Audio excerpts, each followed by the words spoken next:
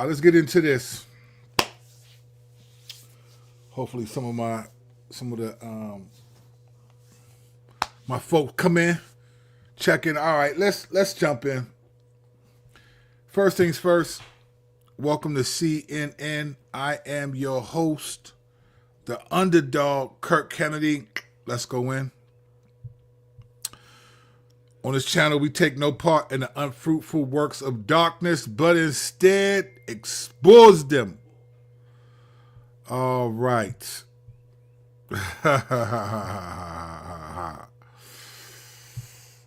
What's up, Rich? Underdog, let's get it. This is actually for you, Rich. You're one of them. All right, let's have this conversation. So I know I'm late to the party. Let me just be the first to say I'm late to the party. All right.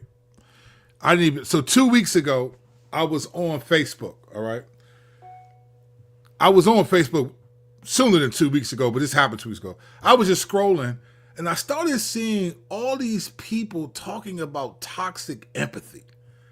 And I was like, and then people going back and forth. Is empathy toxic? I didn't know what they were talking about, right? So I read a couple of posts and I was like, oh man, it's just people, I don't know. I didn't care, right? So I kept the party going. Did a video or two. And within a couple of days, it came back around. Somebody asked me, what do I think about toxic empathy? So I was wondering, why are they asking me about toxic empathy? Like, what is that about? And so I was like, is empathy toxic? So then somebody, actually Rich, one of the homies who subscribes to the channel, he was like, hey bro, would you do a video on this joint? And I said, you know what? Yeah, it's time to talk about this. I realized what was going on. All right. So I didn't know what toxic empathy was. I just, a lot of these talking points, like even when everybody was saying you woke, that's gaslighting, that's virtue signaling, I just thought that stuff was just stupid, right?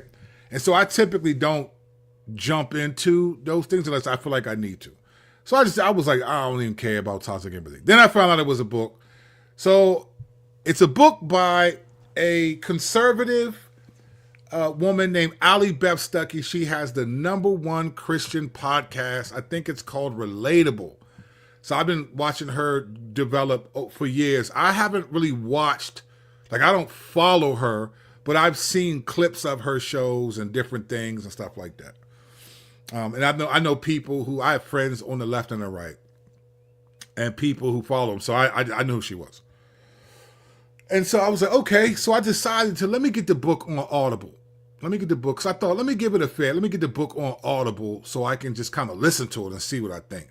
So I've been listening to it on Audible.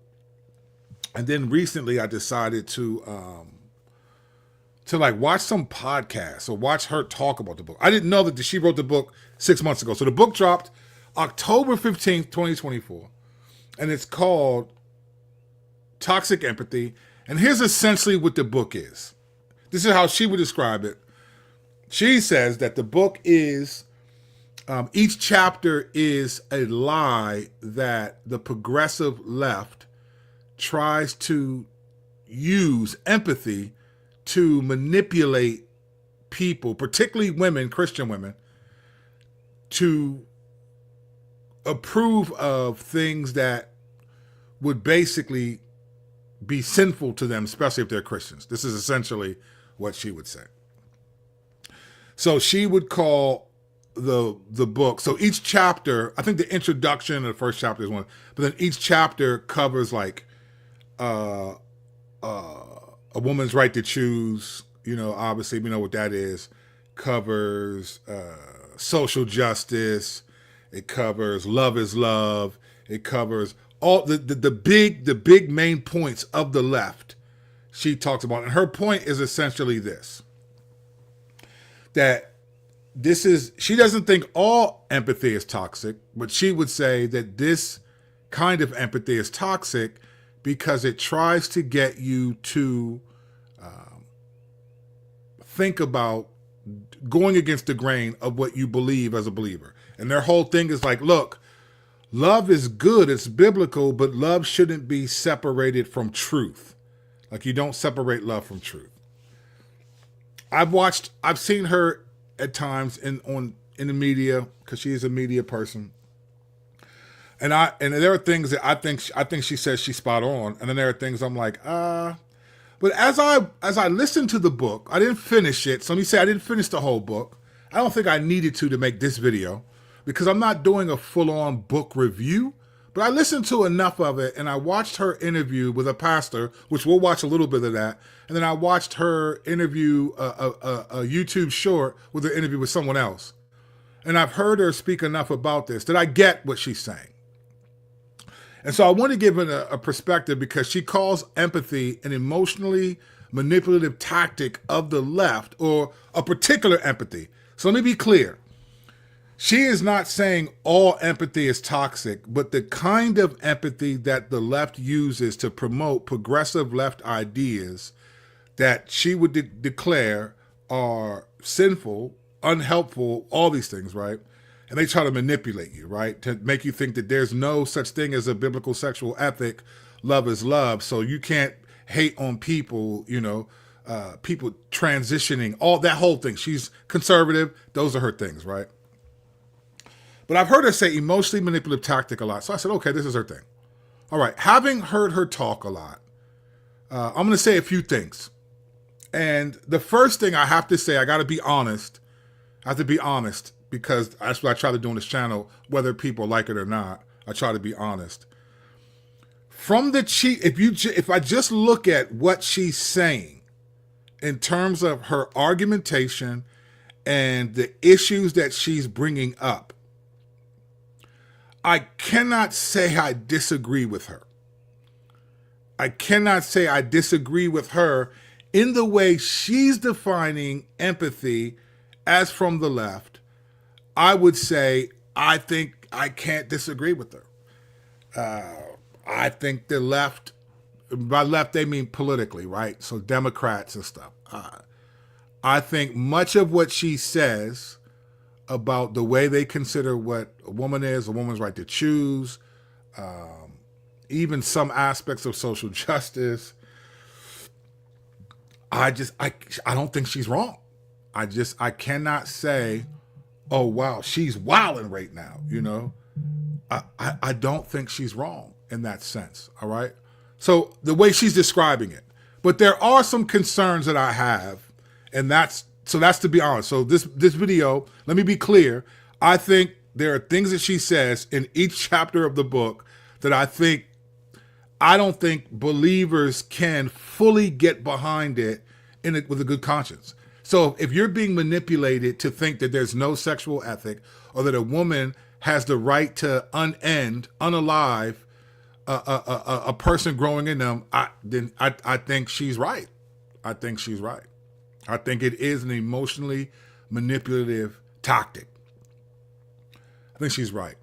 But there are problems with the idea of toxic masculinity and toxic empathy, because the left had toxic masculinity. So I think she's playing on toxic empathy because they were going after toxic masculinity, which, interesting enough, Captain America, the black Captain America, has been under fire the last couple of days because he said that masculinity has been dying in America and that he has sons and he's raising his sons to be men and he's getting attacked online. Here's the funny part.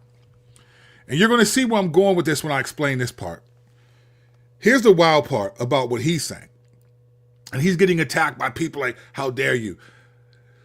A few weeks before that, in a Captain America, the new Captain America promo, he had made it in Australia. He went viral for saying that he doesn't consider Captain America connected to like America, real American history, because I'm paraphrasing, but he was essentially saying that American history lacks the kind of morals. So he doesn't think of Captain America as representing America per se, but a different idealistic view of it. Conservatives were upset. Here he is. He's woke. He's attacking America, this and that. They were like, we should boycott the movie. And then they were saying the movie's terrible, all this stuff, right? But now a lot of the conservatives are like, oh man, this brother, he's right. Can't argue with that. I watched a couple of videos. And so here's the problem that I'm seeing, and it's not going to be new. Let me say, if you watch the channel, I've said these things before, but I watch a lot of people, they repeat the same things. You got to say it 5 times to get it once. Here's the thing. They love you when they love you, and they don't when they don't, right? Here's the problem I have with toxic masculinity, toxic empathy. I'm sorry. I had a problem with toxic masculinity too, because I'm a man's man. And so if I'm toxic, then so be it. I'm going to die from the fumes of manhood, right? It's an emotionally manipulative tactic, but here's the problem with Ali Beth Stuckey and pretty much every conservative. I'm gonna focus on conservatives. I'm not gonna I'm not on any camp, but I'm not gonna always say the left does this just to say something about the right. This is about someone who's a conservative on the right, so this is gonna be about the right, the rest of this video. I'm not gonna qualify for the left. For those of you, I'm not on the left. I never voted left. I didn't support. So I don't really care. But this is a video about someone who's on the right. All right. Having said that, here's my problem with toxic empathy. While I agree with her conclusions that these things are in many ways unbiblical, sinful, here's the main problem I have.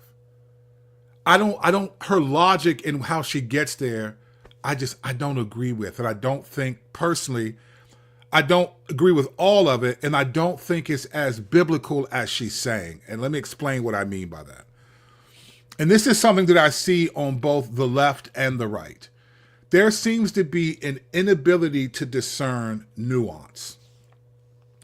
And let me explain what I mean by this. If you followed this channel and you followed me even outside before I had this actual YouTube channel, you've heard me say things like theological or stay balanced. Over the years, I've lost friendships and opportunities, even for this channel to grow, because I'm trying to be as Christian as possible. And I don't think people realize how difficult it is to actually do what the Bible is saying. People on the left and the right oversimplifies everything and simply just blames it on wokeness or progressive left, just like the other side does, right? It is far more challenging to actually do what the Bible says than it is to oversimplify things, have a position that's opposite of what you're aiming at, and then say, because I'm a Christian, this is a Christian perspective. And here is the problem I have with Ali Beth Stuckey and of many conservatives, is the inability to discern nuance. All right, nuance and grace comes in the nuance. So let me ask you a question. And the Bible doesn't ask or answer this question, but why was Jesus able to sit with a woman at the well in John chapter 4, who was a Samaritan at that, right? Someone that was hated by the Jews, people that the Jews thought were evil people.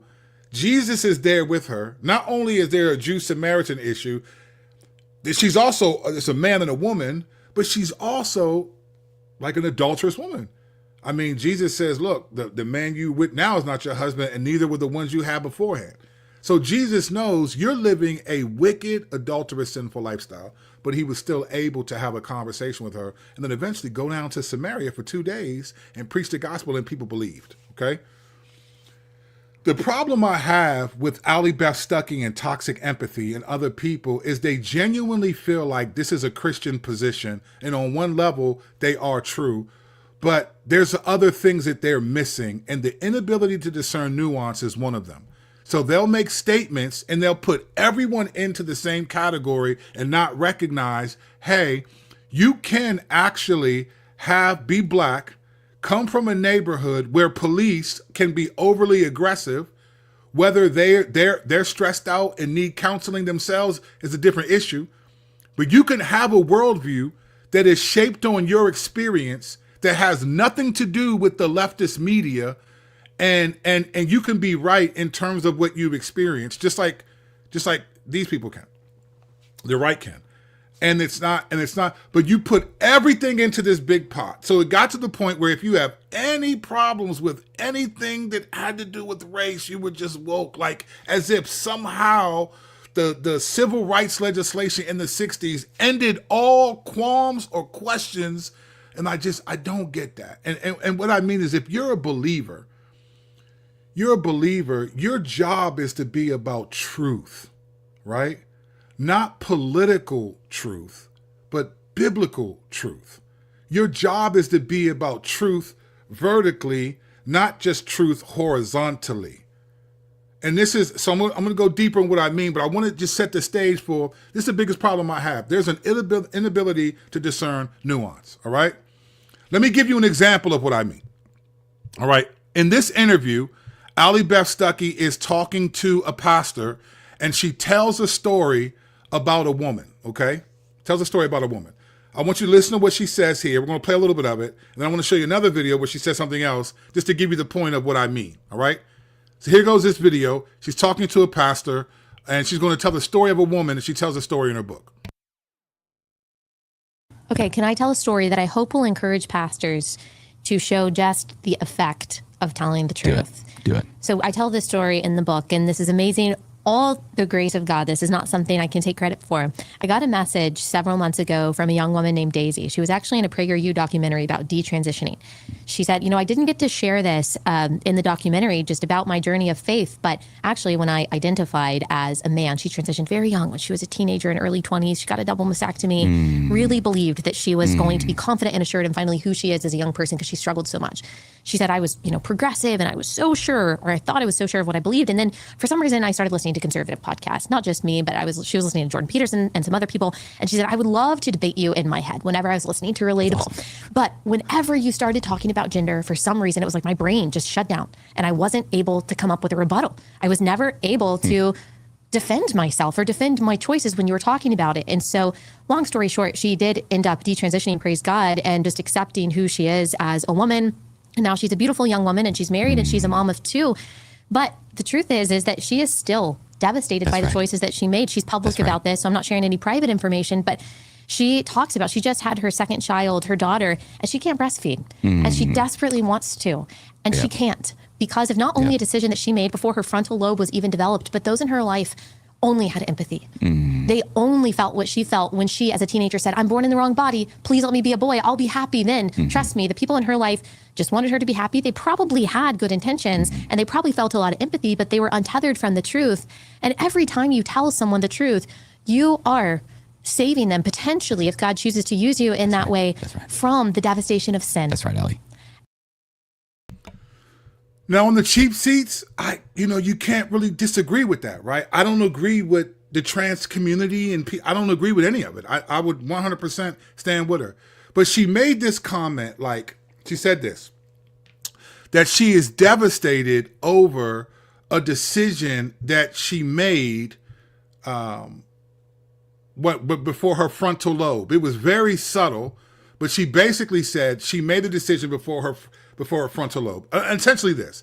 She was basically she's paying the penalty for making a decision before her frontal lobe, which is supposed to fully develop at age 25. In other words, prior to 25, you really don't know how to think really well yet. That's kind of what people say about that. It's kind of a joke, but she was making a point that, she made a decision before her frontal lobe developed, and now look at the consequences of it, right? So I totally agree with what she's saying in this section, but I was surprised when I heard this idea. I don't know who the woman is or anything like that, but just this idea.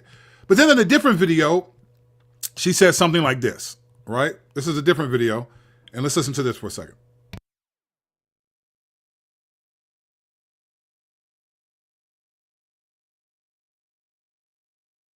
Thinking too much about how someone feels, putting yourself in someone else's shoes too much can actually blind you to the truth. Social justice is a great example of that. You start to empathize for the story of the criminal, the story of the murderer, and you start to think, well, they had a really tough upbringing. Maybe they shouldn't go to prison. Maybe we shouldn't be harsh on crime. Well, if you extrapolate that and you start having that kind of empathy for every criminal, then you live in an age in a society of lawlessness and anarchy that is. So you heard what just happened, right? So she contrasts if you if you, the basically toxic empathy, what she said is you start to have empathy for the criminal, empathy for the murderer, and then you start to think, well, they had a tough background and maybe they shouldn't go to prison, right? That's what she says. And on one level, it's like, yeah, you don't want to have that. And this is what I mean about the inability to discern nuance, right? So you'll say that this woman made this terrible decision before her frontal lobe developed, apparently before she was 25, and there's compassion for her because of that, right? What about the people who grew up in the hood, the young boy who grew up and the influences around him turned him into a criminal before he was 25, his frontal lobe haven't developed? There's a lot of young black men who end up inside the criminal justice, the penal system in their teens, teen years to early adult years in their 20s. There's a lot of people locked up that made mistakes, that made the wrong decisions, right? But in the second video, it's like, oh, but then you start to have empathy for the criminal, empathy for the murderer, and then it goes to maybe we shouldn't pass these laws. But the reality is we shouldn't have empathy for people who grew up in certain communities because they made decisions. Like, why do we have empathy for the woman who transitioned? Why don't we just say, well, look, you deserve what happened? No, but you don't think that way. But when it's the person, the criminal, or whatever, and this is what conservatives always do. When something would happen, they immediately pull up the criminal record. They immediately try to discredit any concern for the individual because they're a criminal. But yet, when it fits a narrative that you like, when it's a woman who realizes I made a mistake, what about the 22-year-old whose frontal lobe isn't developed either, who committed a crime, realizes he made a mistake, and now he pays the consequences for it, right? This is what I'm saying. There's an inability to discern nuance. And I would say that the compassion is very selective. And this is the problem. So bigger picture, the problem with the book Toxic Empathy to me is that it's toxic empathy only on one side. It's only on one side. And I think as believers, we're supposed to be about truth, not political truth. So are you saying there's no toxic empathy on the right? Are you saying there's no toxic empathy? There's nothing that the right is doing? And again, I don't follow her. I didn't read the book cover to cover. So let me just let me say that. I could be wrong. Could be wrong. But the limited stuff I've seen of her and other conservatives that have influence like she does, number one podcast for Christian conservative women, I never hear her talk about the problems and criticize the sin on the right. Like, does the conservative right, do they commit any sins at all? Do they ever disobey God? Are they always, and this is my problem with her and all these positions, this is what happens. They don't realize that their emphasis on love and truth is more political than biblical. It really is. It really is. She said, oh, so you start to have empathy for the criminal. And I've watched them. This is what they do. If you committed a crime and police treat you a certain way, like I'm talking about they're treating you a certain way for that crime. But if you have a criminal history and they don't have compassion for that. They don't. What about the frontal lobe of millions of kids who committed crimes before they were 25, just like that woman committed a bodily crime to herself? This is what I mean. Like, it's more political than biblical, because are you saying that Jesus doesn't have empathy or compassion for the kid who's from the street that robbed someone based on a bunch of different dynamics? This is the problem. Let me prove this point to you. Let me give you a biblical understanding of what I mean, because some people will think I'm being woke now. I really don't care. I'm trying to be as biblical as possible. Listen to the parable of the Good Samaritan. Remember this story? Keep in mind who the Samaritan was. The Samaritan to the Jew was the most wicked, evil, vile, and sinful human being possible. They hated the Samaritans. The Jews hated them. And Jesus tells this story, and he says, look, and behold, a lawyer stood up to put him to the test, saying, Teacher, what shall I do to inherit eternal life? He said to him, what is written in your law? How do you read it? And he answered him, you shall love the Lord your God with all your heart, with all your soul, with all your strength, and with all your mind, and your neighbor as yourself. And he said to him, you have answered correctly. Do this and live. But he, desiring to justify himself, said to Jesus, who is my neighbor? Jesus replied, a man was going down from Jerusalem to Jericho, and he fell among robbers, who stripped him and beat him and departed, leaving him half dead. Now by chance a priest, one of the most righteous people, right, going down that road and saw him, he passed by on the other side. Likewise a Levite, another righteous person, right? When he came to the place and saw him, passed by on the other side. But a Samaritan, who would have been evil, wicked, vile, as he journeyed, came to where he was, and when he saw him, he had compassion. He went to him and bound up his wounds, pouring on oil and wine. And he said, and we know the story, right? And then he takes care of him. Then he says, which of these three do you think proved to be the neighbor to the man who fell him in the rock? And he said, the one who showed him mercy. He didn't even say the Samaritan. He didn't want to say it was the Samaritan. He said, the one who showed him mercy. And Jesus said, go and do likewise, right? Here's my problem, right? Jesus will use the criminal and the most unlikely person of his day to make a point about who to love and how to love. And my concern with Ali Beth Stuckey and all of these conservatives is they think that because they're believers that they're standing up for truth, and you are, but there's more truth than just a woman's right to choose. There's more truth than that, right? God cares about more than just do you know what a woman is? Do you know what marriage is? Do you know what he cares about more than just those things? And my concern is that toxic empathy, it only focuses on the emotional manipulative tactics of the left, but I think it ignores the emotional dismissive tactics on the right. I said this in the previous video, but the left doesn't know what a woman is, but the right doesn't know what a Christian is. These people will act like Donald Trump is a believer. And 1 John 2, 15 through 17 says, what does it mean to love the world? And everything about loving them with the pride of one's life, the lust of the eyes, the lust of the flesh, and the boasting of what he has and does, completely describes almost every time Donald Trump speaks. I've done this more than anyone else. My administration is the best. We're going to have so much money. These tariffs are going to, everything he talks about is what I've done. Look at what I've done. Look at what I have, and look at the money that we're going to have. And all of those things the Bible says are how you love the world. And yet all these conservatives, they get behind him and they stand behind him and they back up everything he's saying and doing, and even say he's a Christian. How dare you do that? How dare you say that? But you would never say, but there's no Christians on the left because they vote differently, right? I think there's toxic empathy on the right, and it's emotionally dismissive. If the left is emotionally manipulative, then the right is emotionally dismissive. Their view of, they don't understand, look, there are consequences of right theology. There are consequences of right theology. And I think they don't realize that they are right. They may be right on some political sides of the things. But and again, if you follow Ali Beth Stuckey, please jump in the chat and push back and correct me. I don't ever see or hear her say, hey, let's pray for the left. We need to pray for them. Jesus said, pray for your enemies, right? He says, when they revile you, do not revile in return. It means when they insult you, do not insult back in return. 1 Peter 2:23. He says, when they reviled him, he did not revile in return, right? He said that's an example of how to be, right?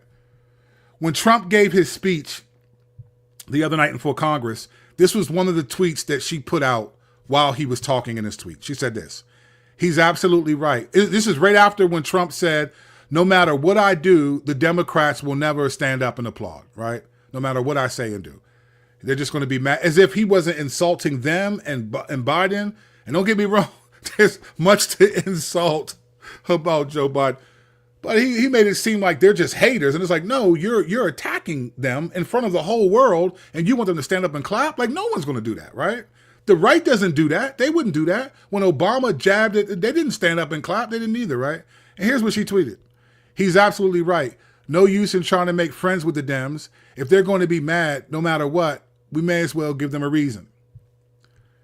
If you think that is a Christian perspective, then I think you're part of the problem. Think you're part of the problem. Maybe at best you can say, hey, Romans 12:18, so far as it depends on you, live peaceably with all. That's not what she's doing. That's the best you can probably pull. That's not a biblical perspective. And I think this is what I feel like the problem with the conservatives, they miss it. There are consequences of right theology. You can't just be right on these things and neglect these other things. Remember what Jesus said in Matthew 23 about the Pharisees? Woe to you, Pharisees. Verse 3, 23:3. Woe to you, Pharisees. You tithe mint, rue, and cumin, but you neglect the weightier matters of the law. Right? Remember that? Let's go there because I don't want people to think I'm just making it up, right? Jesus said this. Well, first, let's go here because I think people don't realize that, like, Jesus, I just think Jesus is pretty serious about what he's saying. And here's what he says here. Let's go to this verse, just so you don't think I'm making this stuff up, right? Here's what he says. Then Jesus said to the crowd of the disciples, the scribes and the Pharisees, he said, sit on Moses' seat. So do and observe whatever they tell you, but not the works they do, right? So this is what he's saying. The Pharisees and the scribes, they represent the teaching of Moses. They're going to teach you the teaching of Moses. But he says, but don't observe what they say, but don't imitate how they live. He said, for they preach and do not practice. They tie up heavy burdens hard to hear and lay on people's shoulders, but they themselves are not willing to move a finger. So he's saying it's possible that God will use people that still know the truth, but their lifestyles do not match. Now, I'm not saying this about her. I don't know her. But what I'm saying is it's very possible for God to still be for some things and against them. But then later on, here's what Jesus says to them. He talks about all the stuff they like to do. They love the honor at the feast and to be best in the synagogue. And he keeps going and going and going and going and going. He talks about, look, you will make a proselyte and you will teach people, but then you'll keep them out of hell because of the way you carry yourself, right? He's going after this over and over. And then when you get to verse 23, listen to what he says. Woe to you, scribes and Pharisees, hypocrites, for you tithe mint, dill, and cumin, and have neglected the weightier matters of the law, justice and mercy and faithfulness. These you ought to have done without neglecting the others. You blind guides, straining out a gnat and swallowing a camel. Here's my problem with the conservative side. I feel like they use God the way that the Pharisee did in Luke 18. That's the problem that I have. I don't think they're as biblical as they think. I think they think the problem is the left. So this book, every chapter is about progressive political things of the left. But are you saying that God doesn't have compassion for them? Of course you'll say, no, I've never said that. You're putting words in my mouth. No, but you're saying things about them in a way that is not how God sees these people. And my problem is there are consequences of right theology. You cannot just say you're against, you know what a woman is, you know what marriage is, you know what the nuclear family is, you have the right view of social justice. You can't say all of that, but then also not be praying for and she says, well, you don't know that I don't do that. But if you're not telling your thousands and thousands and thousands of subscribers, like if you're going to have that influence, that's what you have to tell people. Because what happens is, Ali Beth Stuckey and others, the people who listen to you, they agree with what you're saying. And guess what? Their conclusion is that these people are the problem. These people are the problem, the left.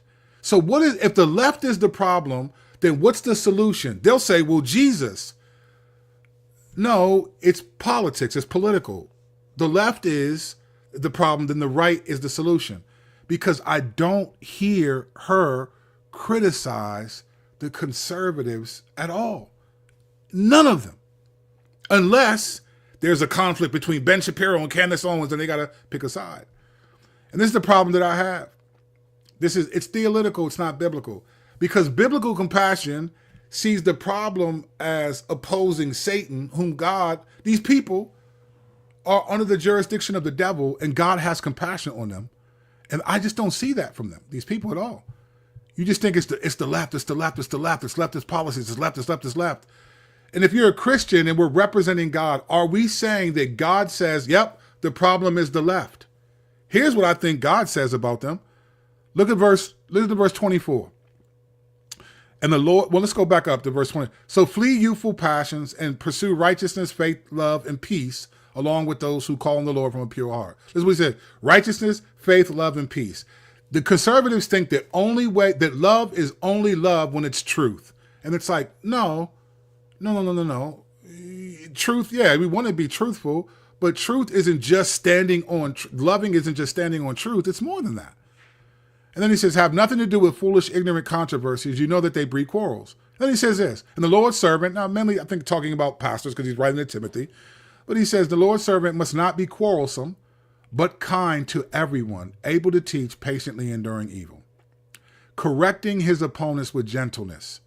God may perhaps, listen to this, God may perhaps grant them repentance, leading to a knowledge of the truth, verse 26, and they may come to their senses and escape from the snare of the devil after being captured by him to do his will.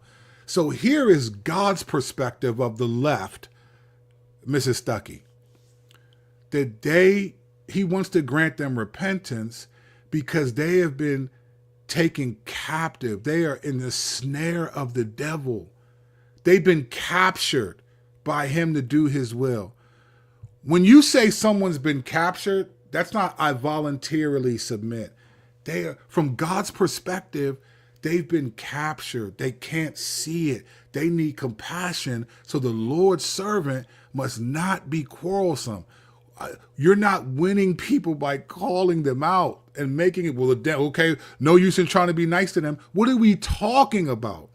That is not a biblical perspective. God is saying they've been captured. We need to rescue them. And here's the problem I have. And some of you conservatives are mad and they're probably logged off already. Here's the problem. I don't see that. I don't see anyone from that side saying, we need to pray for them. You pray for Donald Trump. You pray for all these things. And he's, no, I watched them mock the people. Oh, look, the liberals are losing their minds because of Donald Trump and Elon Musk. It's like, listen, if they've been taken captive by the devil, they need to be rescued. And so the Lord's servant must not be quarrelsome. I don't see this. And all of you people that are conservative that follow these people, I think you're deceived if you think that God is pleased with it's the left. It's the left's problem. No, the devil has captured them. They need rescue.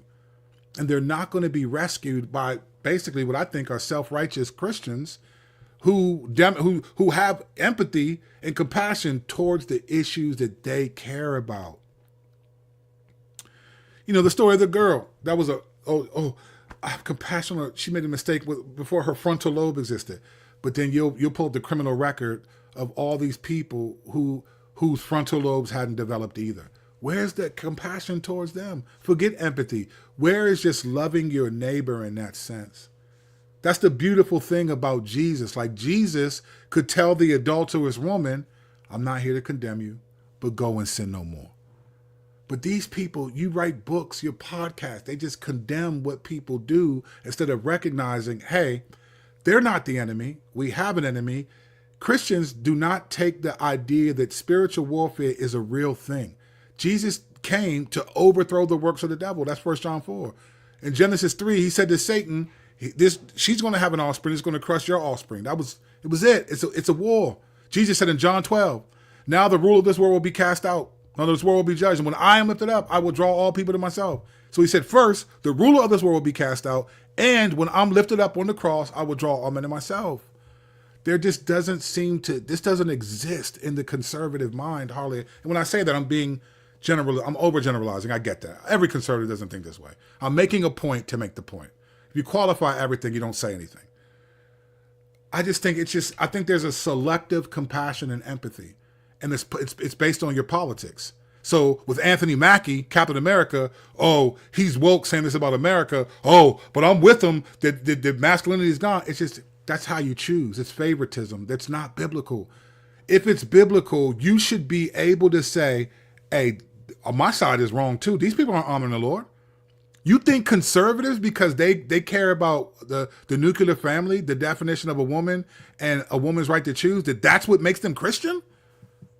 Like that, it boggles my mind. And so as I read this book, as I listen to her talk, I just think they just have compassion towards people that line up with their truth. And their truth is not It's not that. And let me end with this, and let me tell you the deeper problem I think is happening. And you've heard me say this before. Here's a deeper problem. I think conservatives say that the answer is God, the Bible, etc., but their functional solutions are political. They're not calling for prayer and fasting for these people. Let's pray and fast that the Lord will save the left. That's not what they do. I've never heard them do that. And if I'm wrong, I'll admit I'm not the Lord. I'm not omnipresent. I don't know people's hearts. I'm just judging the tree by the fruit that it bears.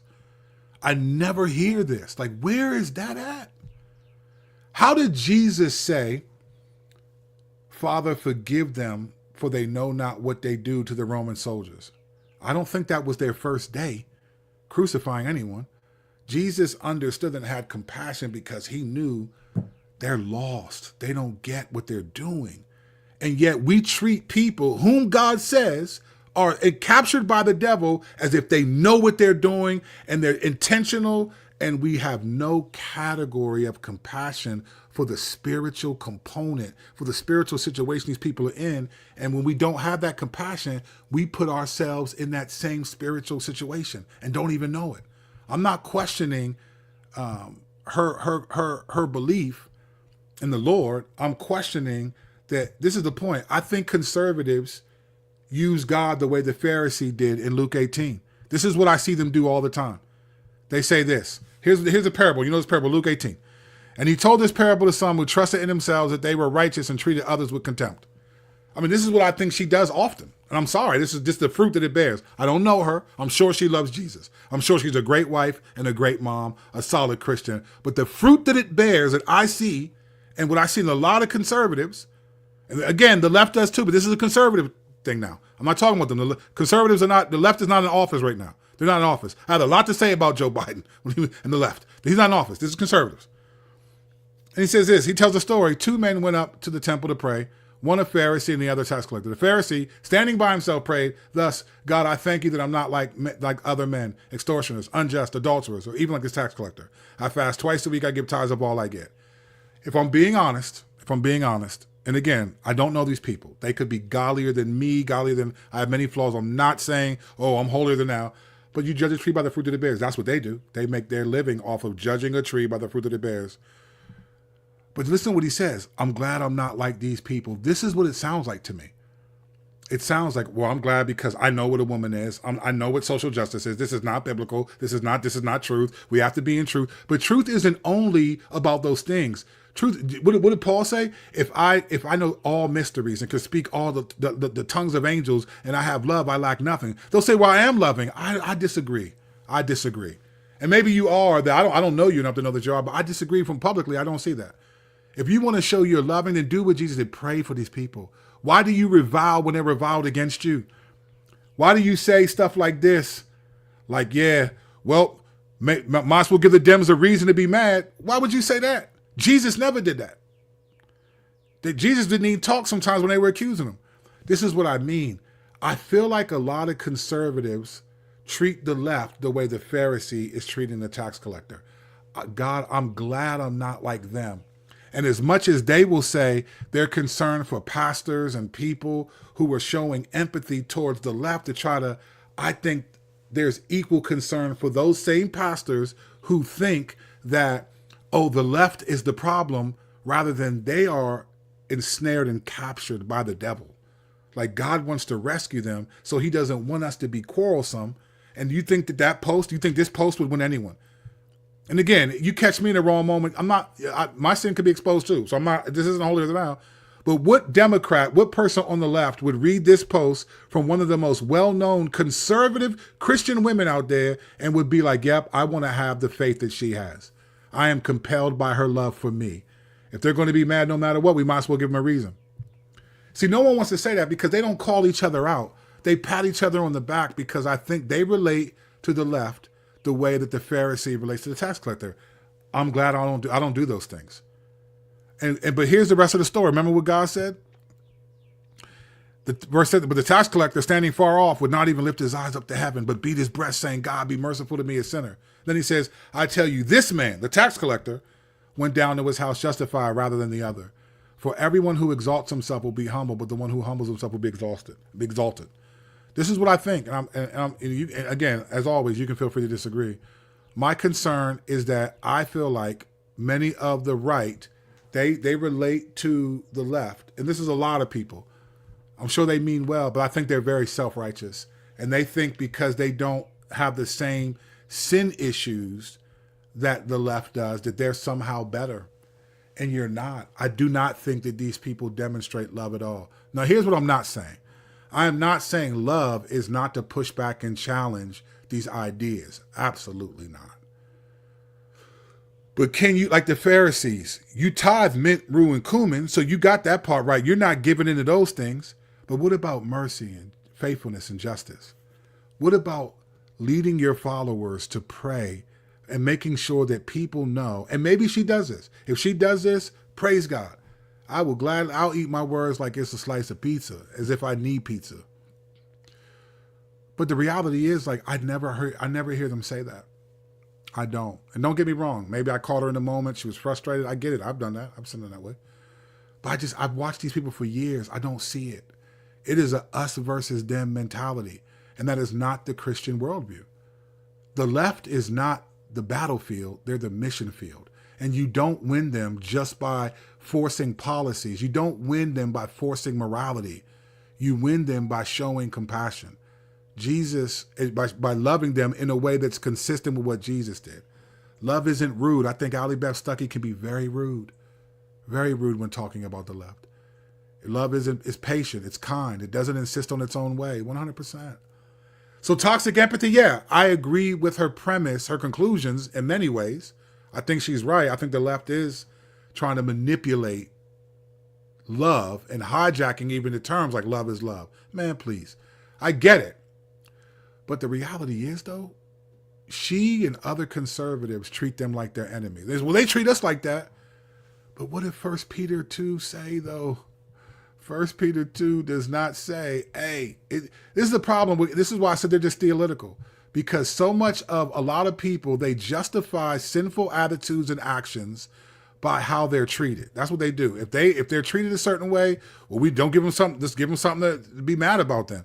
Of course the Democrats are going to be mad. You're attacking the very thing that they stand for. Just because it's wrong, they're right. No, you don't do that. So let's end with this. And you know I'm a black pastor, so I'm always going to say let's end and we keep going. 1 Peter 2, so you can see it himself. Verse 21. For to this you have been called. Let's start at 18. Servants, be subject to your masters with all respect, not only to the good and gentle, but also to the unjust. Listen to that. Not only to the good and gentle, but also to the unjust. We subject to these are masters. For this is a gracious thing when mindful of God, one endures sorrows while suffering unjustly. For what credit is it if when you sin and are beaten for it, you endure? But if when you do good and suffer for it, you endure, this is a gracious thing in the sight of God. For to this you have been called, because Christ also suffered for you, leaving you an example so that you might follow in his footsteps.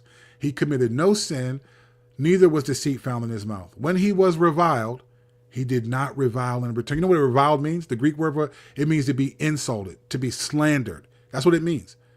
It says when he was reviled, he did not revile in return. When he suffered, he did not threaten, right? But continued entrusting himself to him who judges justly. This verse would transform most interpersonal relationships Christians have. Marriages would be transformed because so many people think, you know what? I'm not going to let people walk all over me. I'm not going to just let the left. It's like, no, but what about entrusting yourself to him who judges justly? Now, Ali Beth Stuckey's no gangster, so it's not like, oh, this was a real threat. Like, this was a threat. But it's like, this isn't. So to me, I think there's toxic empathy on the right. So Mrs. Stuckey, do a part 2. Write a part 2, Toxic Empathy 2, TOO. You can take the title, just give me a little credit, at Kirk Kennedy, right? And then write one about how toxic the right is. Because let's not pretend, if the left doesn't know what a woman is, the right does not know what a Christian is. And you cannot pretend that because you're right on tithing on mint, dill, and cumin, that you're not neglecting the weightier matters of the law. I would love to see these people say, hey, I want to ask the left for forgiveness for hurtful things that I've said to them that are not, even though I've been offended. I would love to see her and all these other conservative pastors, Christians, say, you know what? I want to humble myself and ask them for forgiveness. I've said hurtful things, angry things.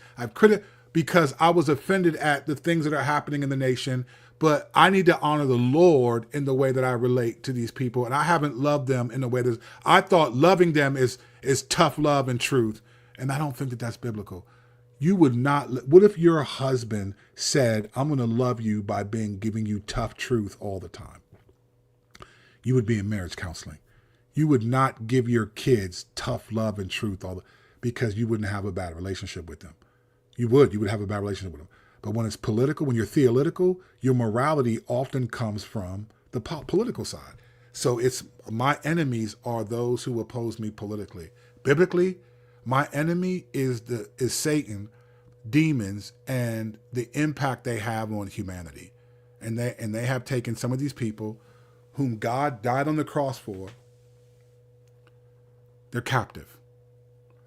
And this is why I think a lot of this stems from, in many ways. Actually, that's a whole longer treatise. I'll just say it quickly because this could be a separate video. Part of the reason why I think conservatives think the way they do is because conservatives largely are the ones who are homeschooled and staying in these certain communities. Now, things have changed since COVID because now a lot of people were like, I ain't sending my kids. But prior to COVID, a lot of conservatives are usually white people who stay in communities, the same communities, they homeschool, they don't really interact with people from other, especially more poor neighborhoods and things that have different backgrounds. They don't usually interact with people that have the same broken homes. And I think sometimes they just process the world through a very narrow lens. And because they grew up in a Christian home, they are processing the world through that lens. But we have to think about, when we talk about Christianity, it's global. There's people all over the world. There are Christians that love God that would totally disagree, not necessarily on the political side. I don't disagree. I don't know if I disagree with Allie Beth Stuckey politically. I don't know if I do. I don't know all her politics, but I don't agree with none of the stuff. But there is a character of empathy, a character of grace, not just the doctrines of grace. And I feel like that's what's missing. But what do I know? What do I know? Let's go to the tape. Let's see where we at. Underdog, what's up, Rich? Good to see you. Thanks for the video, bro. Boom. Appreciate that. Bap, bap, bap. Thanks for the fifth-ski. Appreciate you. Blessings and hope. Woo, woo, woo. Hello to everyone. Always. Same intro. I love it all the time. As if people on the right also don't have, in her words, manipulative emotional tactics. Like you've always said, the cats don't like to critique. They never do, bro. They never do. I would have given like Candace Owens way more credibility. She didn't start calling the right until her and Ben Shapiro got into it. Yes, I can empathize with someone and still think they're 100%. 100%. Yep, Anthony Mackie said, currently we have the death of masculinity. Yeah, 100%. Yep, that is sinful human nature when you agree with them people. You are good and right if you disagree. That's 100%. It's the same sinful perspective. And that's what I think, like, if you're really about truth, then why are you calling out just the things that the left does? The right does not stand for Jesus. They don't love Christ. They may say, look, remember the category Jesus has. These people honor me with their lips, but their hearts are far from me. And I feel like, man, they're just so blind. It is fascinating to me, but they're so confident that they love God and they're doing. I'm not saying they're not Christians. I'm not saying they're not going to go, but I just think I think some of these people are going to be woefully surprised when they realize you lacked love completely. You didn't care. You didn't give any. Every time something happened, you were quick to go to the person's criminal record, but you didn't do that with the girl. People can say, well, who cares if she feels bad about it? She was, but her frontal lobe wasn't developed. She was manipulated by people who told her that. We don't know her story. That's her. What if she was like, what if people told her, no, I wouldn't do that. Well, I'm sorry. This is who I am. We don't know that. We don't know that, right?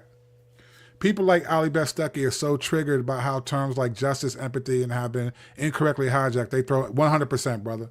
And that's in a nutshell what I would say is the problem. They don't have empathy. And they think, again, they relate to the left, I think, the way the Pharisee relates to the tax collector. Glad I'm not like these people. That's what they do.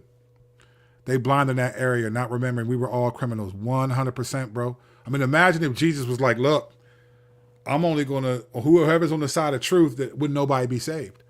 That's Ephesians 2. Like, that's what I mean. Like, there are consequences to right theology. You cannot say you have right theology, but then only publicly proclaim a portion of it. We got to be about the whole counsel of God. We got to get to the point where we're crying because we know that these people, if they die, are going to stand before God and receive justice. I feel like, you know what I feel like the right is? The right is like, they're like the imprecatory Psalms. That's what they remind me of. They're like David in the imprecatory Psalms. Lord, destroy my enemies, destroy that. Yes, those things are in the Bible, but we're never told to pray those prayers. We're told to do good to everyone, especially those in the household of faith. It's just crazy. Exactly, facts. I asked a fellow brother the same question. Do conservatives also not have toxic empathy? You're spot on. It's selective, bro. It's selective empathy, selective compassion. It's just not real, bro. And I think like, fam, this is what I mean. If you're going to say you got right theology, what does the Bible actually tell us how to relate to these people? They get reviled and they revile right back. And they think they're standing up for truth and you're actually sitting down with Satan. I just don't think so. The problem is people are putting conservatives and liberals over Christians, and sadly in some cases even got 100%. Believe and hope, you on point. Facts. People be tripping saying Trump is a Christian. Oh my gosh, Ashley, they gotta be kidding me. Like, what are you? You are. To me. I'm gonna be honest. This might shock some people. People might be like, I disagree. I think saying Trump is a Christian is as bad as not knowing what a woman is. Because this is the thing. Most people know that that's not a woman. They may be afraid to say it because of the cultural backlash. But most people know that is a man, that's not a woman, vice versa. But a Christian, that's an eternal thing. The trans, this is the thing about trans, that's a sexuality thing, right? That's a sexuality thing, right? People can, sex doesn't even, it's not even in heaven, right? But like you're Christian, that's an eternal identity. Your sexuality is not even an eternal identity. Saying someone is a believer who promotes Paula White and then totally disrespects just says all these things in blatant error, and you're telling people you're damaging your own reputation and what it means to be a Christian, and the people that you think are not Christian, they're looking at the people you saying are Christian and be like, I would never come to your church.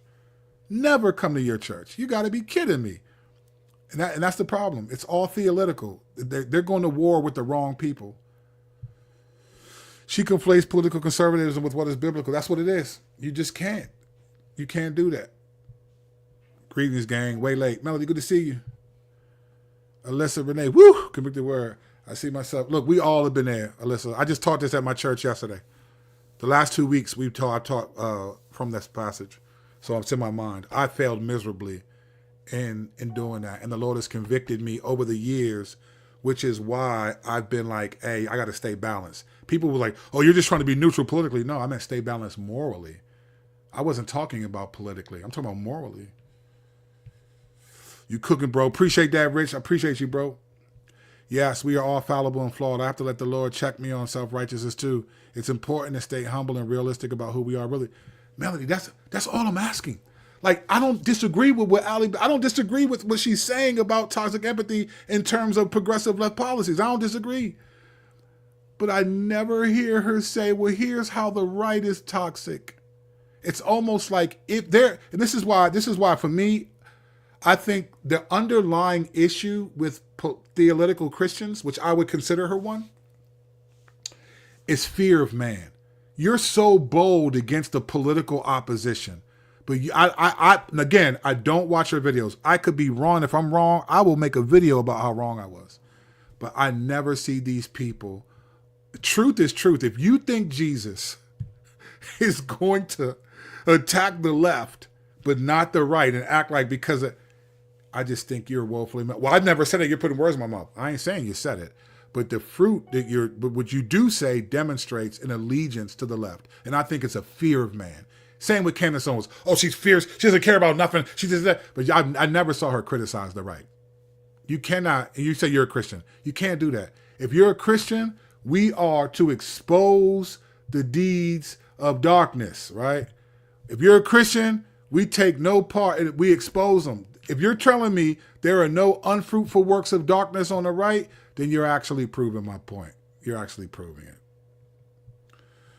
Wow, so true. What is a Christian is a real question. To me, it's not. I hear what you're saying, Alyssa. It's not a real question to me. It's a question to them. I mean, I just think it's sad. Hey, Rich, you're right. So many political stances conflate truth with their own opinion. 100%. DJ H, my dude, like the stream, like and subscribe. I gave y'all some work. I be making my videos long. The algorithm hates me, but I do it for y'all because I enjoy making videos for those who watch and interacting with you in the comment section. I appreciate it. Let me reiterate in closing. I don't have a personal problem with her. As a pastor, I do care about the church. I watch people who have influence over people in the church, and I think that they're unrealistic about what they're saying, what they think it stands for. I think they're unrealistic. I think they're the Pharisees. I think they tithe mint, dill, and cumin, whatever you say. They tithe mint, they do that, but they neglect the weightier matters of the law. I would love to see Allie Beth Stuckey and all these popular conservatives and people that follow her. Let's say, hey, we're going to fast for 24 hours for the souls of the people on the left, or that we think of, let's do that. We're going to fast and pray. Let's do that. Let's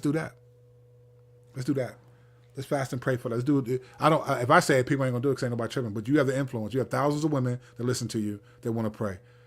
Give them a heart for the lost.